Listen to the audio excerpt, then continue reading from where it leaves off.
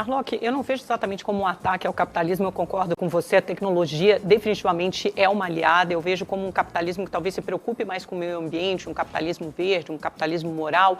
Fato é que a gente tem aqui nos números, até acabou de sair que o acumulado de focos de incêndio na Amazônia de janeiro a setembro é o maior desde 2010, né? O INPE, as imagens de satélite medem isso claramente, são dados empíricos, dados da ciência, a gente vê que o número de focos no Pantanal também é o maior desde 1998, o desmatamento na Amazônia aumentou de 2019 para 2020, na verdade, vem aumentando desde 2012, não é uma responsabilidade, não estou atribuindo responsabilidade somente a esse governo, mas ele vem numa curva ascendente. A gente consegue medir, tudo isso é muito mensurável.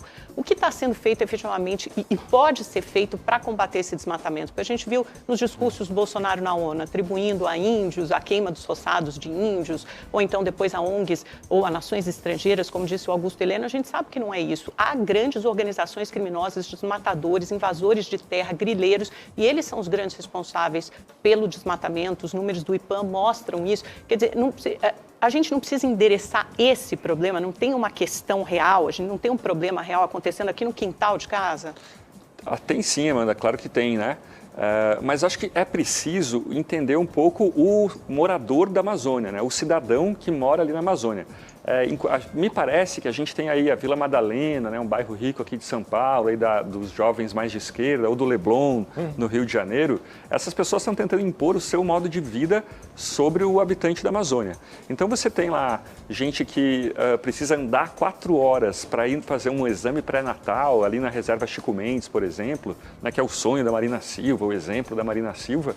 E essa pessoa, às vezes, ela está perto da maior mina de diamantes do mundo. Ela está sobre a maior mina de diamantes do mundo. Então, será que a gente não tem que ouvir um pouco ele? É um pouco estranho a gente ter que legislar sobre o que pessoas a 4.000 quilômetros de nós devem ou não fazer.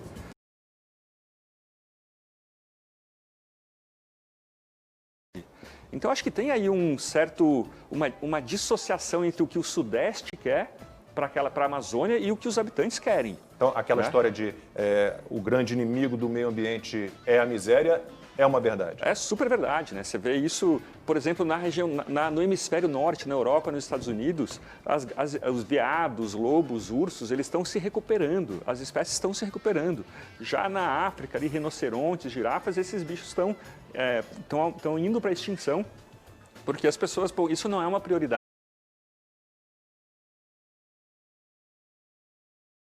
Independente eu também acho que tem também aí uma questão, se tem queimada na Califórnia, então é culpa do aquecimento global. No Brasil é culpa do presidente que eu não gosto. Eu não sei como não culparam o Bolsonaro pela Califórnia ainda, ou pela Austrália. E os democratas na Califórnia escapam de tudo. A Califórnia está numa situação bem complicada. Eu lembro que uma vez eu fui para o interior do Pará, quando morreu aquela freira, Dorothy Stang e tal.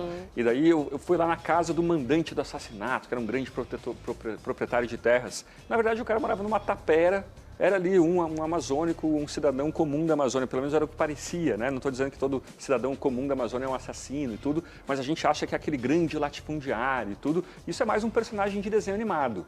E a grilagem? Por que a grilagem existe?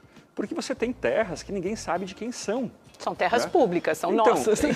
Mas o problema é que no Brasil a lei ela impede aquela apropriação original do Locke, né? De se eu misturar meu trabalho com a terra, eu viro dono dela. Né? Se tivesse uma facilitação para você, olha, para ter um uso capião, é proibido ter uso capião, né? De propriedade pública, né? E daí, quando o governo ou quando alguém tenta regularizar, olha, vamos tentar regularizar as propriedades fundiárias da Amazônia, os ambientalistas são contra. Mas 50% do desmatamento desse ano aconteceu em terras públicas.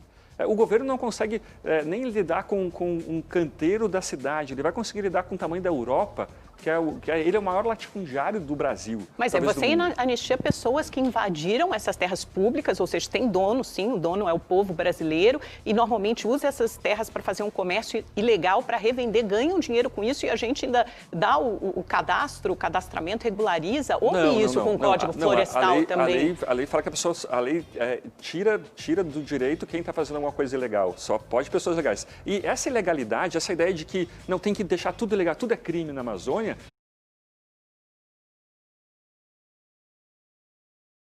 acontece com garimpos. né? É tão difícil você fazer um garimpo, você ter licença ambiental, que você joga todo mundo para a ilegalidade. E daí, na ilegalidade, o cara não está nem aí para regras.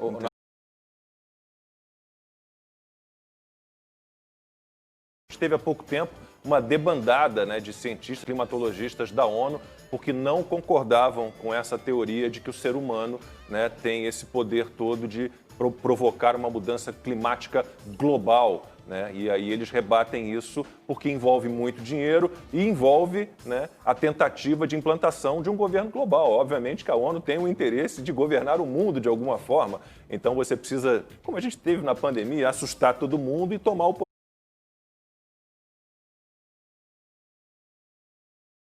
A gente, por exemplo, tinha uma previsão na década de 70 de uma era fria, de uma era gelada, né? E cada vez a gente joga mais, né, o colapso do meio ambiente para frente, né? Ia acabar lá na década de 80, passou para de 90, passou agora para 2030 e vai jogando para frente, para frente, para frente, para frente. A gente está colapsando, né? São como as previsões do Átila e Amarillo.